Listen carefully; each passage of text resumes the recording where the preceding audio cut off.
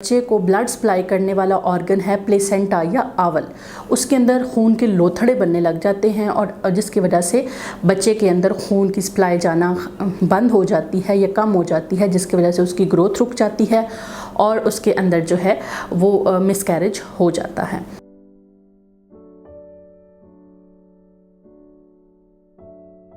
अस्सलाम वालेकुम, मेरा नाम डॉक्टर नाइला है and I am gynaecologist and obstetrician and infertility expert. Other than that I do gynae aesthetic surgeries. I'm working as a head of gynae department in Ahsan Mumtaz Hospital and I'm fellow of College and Physician and Surgeons Pakistan and I'm member of the Society of the Gynae Ops. I deal in the preconceptional counselings, antenatal care in the low risk as well as in the high risk pregnancies. I deal all sort of hormonal problem like PCOS in teenage group and I deal the hormonal problem in the old age ladies like menopause. इसके अलावा जो मेरे clinic पे मैं patient देखती हूँ उनके अंदर fibroid uterus, polyp, gynaecological cancers जिसमें कि यूट्रस, ओवरी, सर्विक्स और वजाइना के कैंसर्स इंक्लूडेड हैं। और इसके अलावा मेरा स्पेसिफिक एरिया ऑफ इंटरेस्ट है गायनी एस्थेटिक सर्जरीज, जिसके अंदर जो है वो ब्रेस्ट ऑगमेंटेशन और breast reconstruction surgeries after cancer of the breast, और इसके अलावा vaginal tightening procedure with the laser और नॉन सर्जिकली और विद सर्जरीज, लेबियोप्लास्टी, विजाइनोप्लास्टी, पेरिनियोप्लास्टी, एब्डोमिनोप्लास्टी, और इसके अलावा पेरिनियल डीपिगमेंटेशंस हैं। ये वो पेशेंट्स हैं जो मैं अपने क्लिनिक के ऊपर डेली बेसिस पे देखती हूँ। नेक्स्ट जो हमारा टॉपिक है वो है कि what are the causes of the miscarriages और रिकरेंट मिसकैरेजेस। तो मिसकैरेज के अगर हम कॉजेज़ को देखें तो उसको हम चार मेन ग्रुप्स के अंदर डिवाइड करते हैं।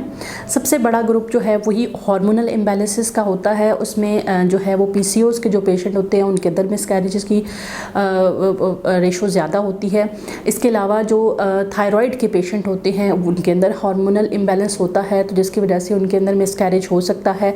इसके अलावा जिन पेशेंट के अंदर जो है वो डायबिटीज़ का प्रॉब्लम हो, जो जिनको के प्रेगनेंसी से पहले ही डायबिटीज़ हो, तो उनके बच्चे जो है वो बार बार ज़ाया हो सकते हैं।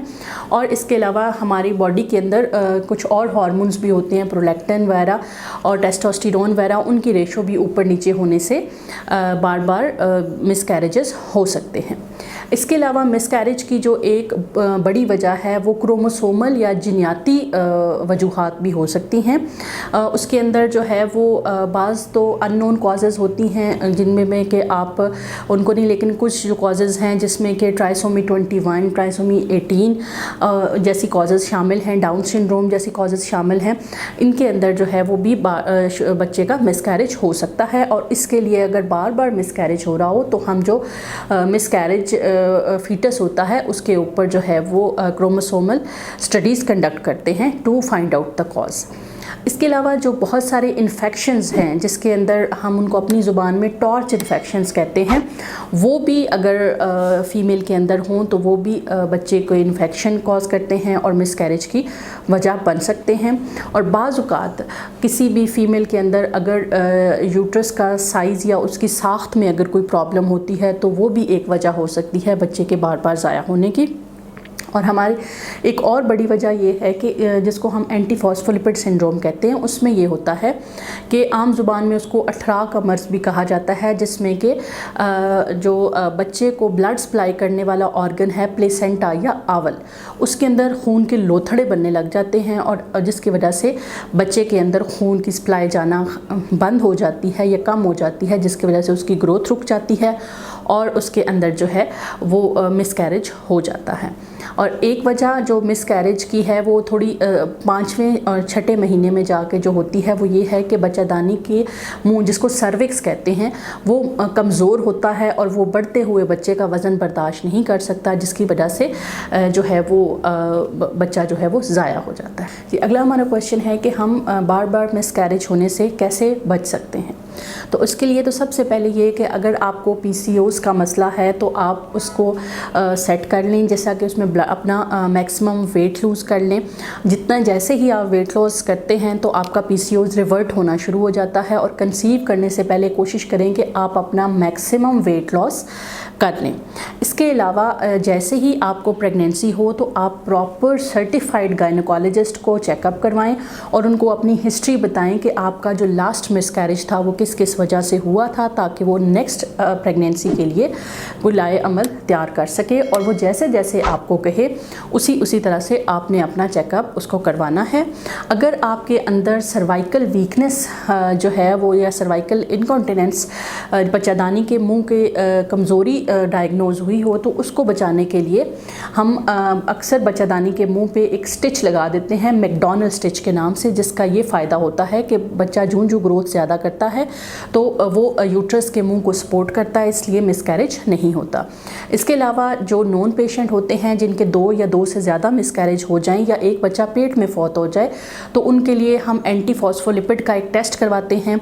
अगर वो उनका पॉजिटिव आए तो उनको हम जो है वो बच्चे को मिसकैरेज से बचाने के लिए एक इंजेक्शन लगाते हैं क्लैक्सेन के नाम से। वो डेली बेसिस पे पेशेंट को लगता है और इसका ये फ़ायदा होता है कि उसमें फिर आवल के अंदर क्लॉट्स नहीं बनते और बच्चे को ब्लड सप्लाई सही जाती रहती है। इसके अलावा अगर आपको शुगर का मसला है तो आप अपनी शुगर कंसीव करने से पहले कंट्रोल करें, और इसके अलावा अपनी डाइट के अंदर जो है वो फ्रेश फ्रूट्स और वेजिटेबल्स यूज़ करें, तो इंशाल्लाह आप इस मसले से बच सकते हैं। अगर आपको गायनी से रिलेटेड किसी भी किस्म का कोई प्रॉब्लम है, या अगर आप प्रेग्नेंट हैं और आप अच्छी एंटीनेटल केयर एक्सपेक्ट कर रहे हैं, या आपको किसी भी किस्म का और प्राइवेट प्रॉब्लम है, तो मरहम के प्लेटफॉर्म से मेरी अपॉइंटमेंट ले सकते हैं। इंशाल्लाह I will try to help you out. अभी मरहम ऐप डाउनलोड करें और किसी भी मसले के लिए 2000 से ज्यादा स्पेशलिस्ट डॉक्टर से ऑनलाइन ऑडियो या वीडियो कॉल के जरिए बात करें।